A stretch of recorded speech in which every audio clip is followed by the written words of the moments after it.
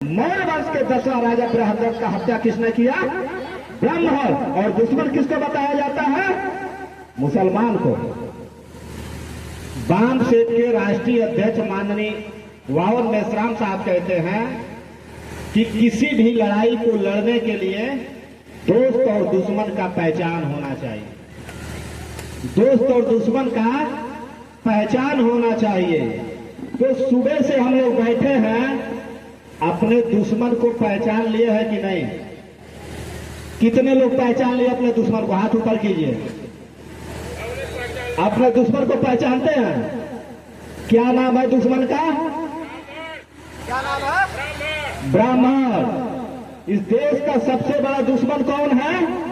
ब्राह्मण। और मैं दावे से एक बात और कहता हूं, इस देश के सबसे बड़ा आतंकवादी कौन है? कौन है? ब्राह्मण। अब आप कहेंगे कैसे? तो सबसे पहला मैं एक उदाहरण देता हूं। आप लोग रामायण पढ़े होंगे, रामायण पढ़े होंगे। रामायण में 21 बार क्षत्रियों को कौन काटता है? ब्राह्मण। ब्राह्मण काटता है ना? 21 बार क्षत्रियों को विहीन कर देता है। यहां तक कि जो छात्रानी गर्भवती थी उसको भी फरसा से मार के उसका गर्भपात कर देता है। तो सबसे बड़ा आतंकवादी कौन हुआ? ब्राह्मण। पर हमारे लोगों के बीच में प्रचार क्या किया जाता है कि इस देश के सबसे बड़ा आतंकवादी अगर जो कोई है तो मुसलमान बताया जाता है ना। हमारे दिमाग में बात आता है हिंदू और मुसलमान, मुसलमान और हिंदू, और जो भी हम बात करते हैं मुसलमान का तो हमको लगता है कि ये सबसे बड़ा आतंकवादी है। लगता है कि नहीं? मगर इस देश का सबसे पहला आतंकवादी अगर जो मान लिया जाए तो परशुराम है, कि जो क्षत्रिय विहीन कर दिया पृथ्वी को। दूसरा साबूत बहुत है। आपके सामने मैं कई ऐसे किताबों का जो है, जो भी लोग हम लोग बोलते हैं साबूत से ही बोलते हैं, चर्चा करेंगे हम। थोड़ा सा कुछ इसमें कितने लोग हैं जो संविधान देखे हैं? हाथ ऊपर कीजिए जो लोग संविधान देखे हैं। और कितने लोग मनुस्मृति देखे हैं? लगभग संविधान भी 5-6 लोग, 7 लोग ना, और मनुस्मृति भी। तो सबसे पहले मैं उस संविधान का दर्शन आपको करवाना चाहता हूं कि जो संविधान हमको अधिकार देता है, अब आपको देता है कि नहीं देता है मैं नहीं जानता, पर हम कुशवाहा के लड़का हैं और हमको वो संविधान देता है अधिकार एक बोलने के माइक पर। वो संविधान अधिकार देता है हमको वोट देने का, वही संविधान हमको अधिकार देता है चुनाव लड़ने का, और वही संविधान अधिकार देता है कि मुझे अच्छा कपड़ा पहनने का। उसी संविधान का आज मैं आप लोगों को दिखाता हूं कि यही वो भारतीय संविधान है कि जिस संविधान के बदौलत आप आज कुर्सी पर बैठ के सुन रहे हैं और हम माइक पे बोल रहे हैं। इसी संविधान की लड़ाई है। और इसी संविधान को 9 अगस्त 2018 में दुश्मनों ने जलाया जंतर मंतर पर, और उन्होंने नारा लगाया मनुस्मृति जिंदाबाद और संविधान मुर्दाबाद। वो कौन लोग थे? ब्राह्मण। तो आतंकवादी कौन हुआ? ब्राह्मण। और बदनाम कौन है? मुसलमान। जो संविधान का विरोध करता है वो इस देश का आतंकवादी है कि नहीं? है ना। दूसरी बात, मनुस्मृति जो 1947 से पहले यही देश में चलाया जाता था, इसी का कानून अभी मैडम जी बताई थी, जिसमें लिखा है स्त्री शूद्रो नाधियताम। स्त्री और शूद्र को शिक्षा नहीं देना चाहिए। हम लोग जितने लोग यहां बैठे हुए कौन है? शूद्र। भारत के मूल्यवासियों को ब्राह्मणों ने इसमें लिखा कि शिक्षा नहीं देना चाहिए, स्त्रियों को भी शिक्षा नहीं देना चाहिए। और तुलसीदास रामचरितमानस में लिखते हैं शिक्षा बिना नर पशु समाना। सही बात है। जिस व्यक्ति के पास शिक्षा नहीं है वह पशु के समान है। और हमारे पुरखों के ऊपर पढ़ने से रोक किसने लगा दिया? ब्राह्मण। और आज हम दुश्मन किसको समझते हैं? मुसलमान को। हजारों सबूत दिया जा सकता है कि इस देश का सत्यानाश करने वाला अगर जो कोई है तो वही यूरेशियन ब्राह्मण विदेशी है। ये विदेशी ब्राह्मण इस देश में जब से आए तब से यहाँ के मूल निवासियों को धन धौती और राजपाट पे शासन सत्ता नहीं करने दिए। इस मनुस्मृति में लिखा है कि शूद्र के पास धन हो जाए तो राजा को चाहिए कि धन को छीनकर गरीब ब्राह्मणों में बांट देना चाहिए। इस मनुस्मृति में लिखा है शूद्रों का नाम घृणा सूचक रखना चाहिए। इस मनुस्मृति में लिखा है, लोग कहते हैं ना मैं हिंदू हूं, मैं धर्म को मानता हूं, लिखते हैं कहते हैं लोग ब्राह्मण कभी किसी धर्म को नहीं मानता है। अगर जो धर्म को मानता है तो ये मनुस्मृति उसी का लिखा हुआ ब्राह्मण धर्म का है और इसी में लिखा हुआ स्त्री शूद्रो नाभियताम। तो जवाहरलाल नेहरू अपने बेटी को पढ़ाया क्यों? सवाल, क्यों पढ़ाया? अगर जो इस धर्म को मानता तो पढ़ाता? नहीं पढ़ाता। हमारे लोग आप पढ़ाने के लिए अपने बच्चियों को भेज रहे हैं। जवाहरलाल नेहरू पहले समझ गया कि अब समय बदलने वाला है।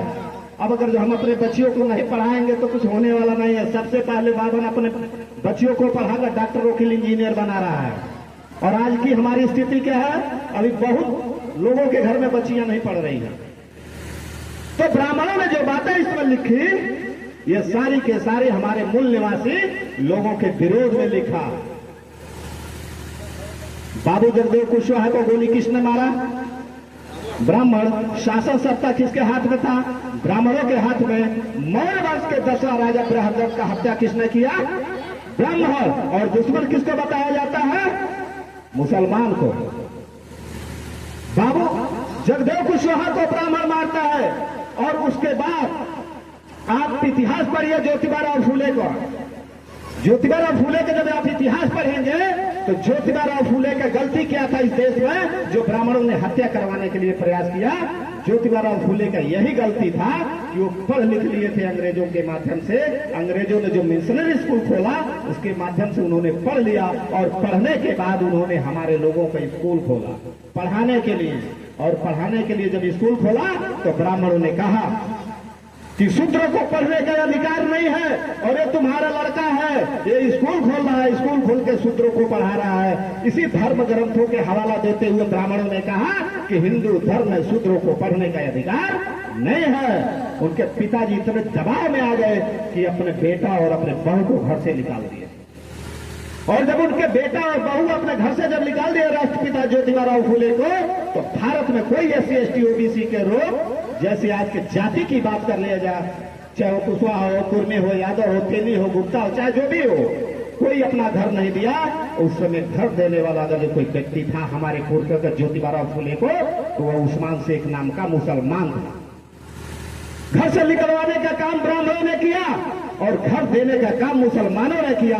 फिर भी आज इस देश में सबसे ज्यादा अगर जो बताया जाता है आतंकवादी तो मुसलमान को बताया जाता है। हम अपने दुश्मन को नहीं पहचानते।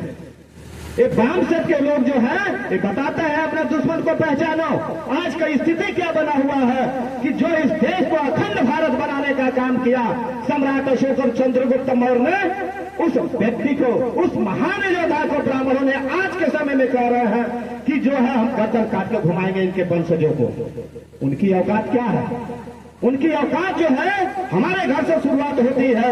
सुबह वो अपने घर से उठते हैं तो हमारे दरवाजे पर भीख मांगने के लिए आते हैं और हम लोग दान दक्षिणा नाम और व्रत के नाम पर हम उनके झोलियों को मजबूत करते हैं। ये हमारी गलती है।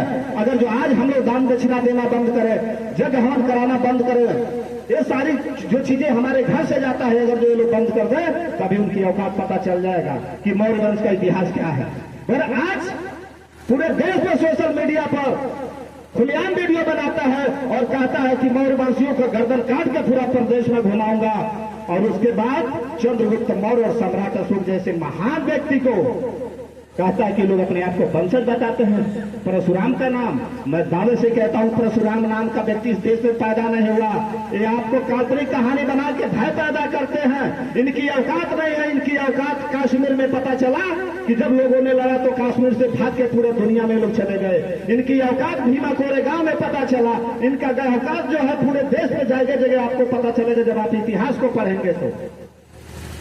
पर सिर्फ काल्पनिक कहानी बना के हमारे लोगों को भय पैदा करते हैं और भय पैदा करके हमारे लोग डर जाते हैं। साथियों, डरने की जरूरत नहीं है। आप गर्व से कहिए कि हम चंद्रगुप्त मौर्य के वंशज हैं, हम सम्राट अशोक के वंशज हैं, हम ज्योतिबाराव फूले और बाबू जगदेव कुशवाहा के वंशज हैं। कहने की जरूरत है। आप अपने इतिहास को नहीं जानते हैं, यही कारण है। आपके पूर्वजों ने इन ब्राह्मणों को अपना चेला बनाया करते थे और आप लोग उनसे चेला बन रहे हैं, उनसे चेला बन रहे हैं। आपके सबसे पहले विश्व गुरु होने वाला अगर कोई व्यक्ति है तो आपके पूर्वज हैं, वो है महात्मा बुद्ध। दुनिया के लोग उनके सामने नतमस्तक होते हैं, उनके ज्ञान का डंका बजता है। दुनिया में आज तक इतना बड़ा कोई विद्वान नहीं हुआ। और उनके वंशज क्या कर रहे हैं? आज उन ब्राह्मणों के जाकर सिर झुकाते हैं कि जो ब्राह्मण आप कुछ भी नहीं जानता है, सुबह से शाम तक झूठ बोलता है। ये लोग जो पढ़ रहे हैं, इतिहास को पढ़ रहे हैं, वो जान रहे हैं। आप लोगों को भी पढ़ना जरूरी हो। इसलिए इस देश में लड़ाई देशी बनाम विदेशी का है। इस देश में लड़ाई मौर्य वंश और मनोवाद में है। इस देश का इतिहास ही बुद्ध और सम्राट अशोक चंद्रगुप्त मौर्य से लिखा गया है या तो ब्राह्मणों के बीच में। ब्राह्मणों ने हमेशा हमारे दादा परदादाओं के साथ छल और कपट किया और हमारे लोग बड़े भोले होते हैं। अगर जो दरवाजा पर कोई भूखा व्यक्ति आ जाए तो अपने खाना नहीं खिलाएंगे पर उसको खिला देंगे। इसी का फायदा ब्राह्मण उठाता है। आप लोगों को सवाल खड़ा करना होगा। जब आपके दरवाजे पे आता है तो उससे पूछो कि तुम लोग तो हमारा गर्दन को काट के पूरे प्रदेश में घुमाना चाहते हो, तुम हमारा आरक्षण का विरोध करते हो, तुम हमारे महापुरुषों का विरोध करते हो, हम तुमको कैसे दान दक्षिणा देंगे? हम लोग जो गाली दे रहा है उसको दान दक्षिणा देंगे? नहीं ना। उसको वोट देंगे कि नहीं देंगे? वोट को देना चाहिए। इसलिए कि चुनाव में एक प्रचार चलता है कि आप अपना कीमती वोट देकर हमारे हाथों को मजबूत कीजिए। चलता है कि नहीं प्रचार में? तो जब आप अपना कीमती वोट दे के उनके हाथों को मजबूत करेंगे तो जब उनका हाथ मजबूत होगा तो आपका पीठ भी तो मजबूत होना चाहिए। हमें लोगों ने, ये जो पिछड़ी समाज के लोग हैं, यही पिछड़ी समाज के लोग वोटों में देकर इन ब्राह्मणों को मजबूत बनाते हैं। और वही ब्राह्मण आज क्या कह रहे हैं?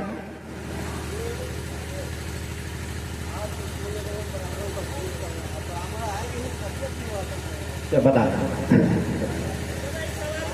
तो ये सारी चीजें जो है ब्राह्मणों ने हमारे पुरखों का लूटने का काम किया, हमारे इतिहास में घोटाला करने का काम किया। और अब समय आ गया है। कहते थे ना कि पहला पीढ़ी गोली खाएगी, दूसरी पीढ़ी जो है जेल जाएगी और तीसरी पीढ़ी राज करेगी। अभी धर्मेंद्र मौर्य जी क्या कर गए? अब हम लोग जेल भी जाने वाले नहीं हैं। इसलिए कि अब हमारा समाज इतना जागृत हो गया है कि जो मूड़ी काटने का बात कर रहा था, जो अपने आप को कह रहा था मैं परशुराम का वंशज हूं, तो जब मौर्य वंश के लोगों ने जब अपना ताकत दिखाया, कुछ लोग, अभी थोड़े लोग जागृत है मौर्य वंश के, पूरे लोग नहीं जागृत है, थोड़े लोग जागृत हुए तो सल्फास के गोली लेकर वीडियो बना रहा है कि अब मैं सल्फास का गोली खा के मर जाऊंगा। फिर उसके बाद जाके गिलगिला रहा है मैं अपने आप को जाके जो वहां जो थाने में अपना समर्पित कर दूंगा। अभी थोड़े लोग जागे हैं। अब भारत के मूल निवासी समाज के लोग अपने इतिहास को पढ़ना शुरू किए हैं। हमारे इतिहास में कहीं गद्दारी नहीं है। हम वो कौम के लोग हैं कि गद्दारी नहीं करते हैं। हम अपने दुश्मन से कैसे लड़ते हैं ये भीमा कोरेगांव में पता चलता है, एक कलिंग के युद्ध में पता चलता है कि दुनिया के सबसे ताकतवर राजा इस देश पर जब आक्रमण किया था, जिसका नाम सिकंदर था। सिकंदर का नाम आप लोग सुने हैं? इस देश में पढ़ाया भी जाता है। सिकंदर का नाम आप लोग सुने होंगे। स्कूलों में पढ़ाया जाता है कि जो जीता वही सिकंदर, पढ़ाया जाता है ना। बगैर में ये गलत है। जो सिकंदर को हराया वो कौन था? चंद्रगुप्त मौर्य। क्यों नहीं पढ़ाया जाता है? जो सिकंदर दुनिया को जीतते आया, भारत में किसने हराया उसको? वो चंद्रगुप्त मौर्य ने। पर इस देश में नहीं पढ़ाया गया। हम लोग भी ब्राह्मणों का रटा रटाया चीजें याद करते हैं। तो आज से हम लोग क्या कहना है कि हम उस विश्व विजेता चक्रवर्ती सम्राट चंद्रगुप्त मौर्य और सम्राट अशोक के वंशज हैं। ब्राह्मण क्या कहता है? एगो कुशवाहा लोग में क्या कहला? कोयरी के पहुना हवा का कहता है कि नहीं? हमारे लोग शर्मा जाते हैं। अरे कोयरी के पहुना कह जाता है। अरे भाई, ये भगवान बुद्ध से लिया गया। भगवान बुद्ध दुनिया के सबसे बड़े विद्वान माने जाते हैं। हमेशा ध्यान धारण करते थे, हमेशा मौन रहते थे। तो कहीं जाओ, जो हमारे लोग जाकर चुप रहते तो ये लोग का कोयरी पहुना होता। कोयरी का पहुना ना, कोयरी के देवता ब्राह्मणों ने बिगाड़ दिया। भगवान बुद्ध कुशवाहों का महान देवता है। कुशवाहा आज क्या समझ रहा है? अरे ये तो चमारे के देवता है, ये तो चमारे के देवता हम काहे के मानो? अरे भाई, हमको हतन के बाप बहुत बड़ा विद्वान होकर अब बेटा नलायक होकर कहे हमार बाप नलायक बा, विद्वान के कहे नलायक बा, आ दूसर के कहे ना ये हमार बाप है बहुत बड़ा विद्वान मनत कौन गौरव का कौन गलती को दे लो। अरे तुम अपने बाप को बाप नहीं मान रहे हो, दूसरा कोई मान रहा है तो गलती क्या है? कोई हमारी गलती है कि हम लोग अपने पूर्वजों को नहीं जान रहे हैं, नहीं पढ़ रहे। पढ़ के देखो बुद्ध और सम्राट अशोक को, पढ़ के देखो ज्योतिबा फुले और बाबू जगदेव कुशवाहा को। हाँ, ये सारे महापुरुष हमारे वो लोग हैं कि जो इस देश को सींचने का काम किए। बड़े विदेशी ब्राह्मणों ने इस देश का लूटने का काम किया। इस देश में जब ब्राह्मण पुष्यमित्र शुंग नाम का ब्राह्मण का राज होता है, तब तक ये भारत अखंड भारत होता है। और जब शुंग वंश का राज होता है तो भारत 15 टुकड़ों में बट गया। आज के भारत 15 देशों में बटा हुआ है। जब जब आप इतिहास को पढ़ेंगे, जब जब ब्राह्मणों का शासन हुआ, तब तब ये देश बटा हुआ है। और जब तक हमारे पुरखों ने इस देश पे शासन किया तो अखंड भारत का निर्माता है, अखंड भारत का निर्माण किए। तो हम लोग साधारण वंश के हैं, हाँ? उस वंश के हैं जो दुनिया के लोग याद करते हैं। समय थोड़ा कम है, नहीं तो और भी कलिंगम पर भी याद चर्चा किया जाता। और आप लोग काफी समय से बैठे हुए हैं, तो मैं लास्ट में एक ही बात कहूंगा कि आप लोग 3 मंत्र याद रखिए। पहला कि ब्राह्मण को दान दक्षिणा देना बंद कीजिए। दूसरा, वोट देना बंद कीजिए। और तीसरा, जो मान सम्मान है देना बंद कीजिए। अगर जो ब्राह्मण का लड़का आके हमारे बाप को प्रणाम नहीं करता है, पैर नहीं छूता है, तो हम उसका भी नहीं छुएंगे। क्यों? ये सही है कि गलत है? अगर जो हम आपको नमस्कार नहीं कर रहे तो आपका फर्ज बनता है क्या हमको नमस्कार करें? बराबरी का सम्मान होना चाहिए। अगर वो हमारे दादा के आके कहता चाचा नमस्कार, हमारे पंडित जी के कोई पंडित जी ना चाचा जी नमस्कार कोई से के बकर मुँह चाचा नहीं गए यहाँ भैया नहीं कहे तो हमनियों के नहीं कहल जाए। और बिल्कुल ना, वोट तो कौन पार्टी से चुनाव लड़े आवे लोग, वोट न दीजिए और दान दक्षिणा बंद कीजिए। और रहा शादी विवाह वाला मामला, तो अभी बैठ के हम लोग चर्चा कर लेंगे। तो इसी के साथ मैं अपनी बात समाप्त करता हूं। आप सभी को जय मूल्यवासी, जय भीम, जय भारत।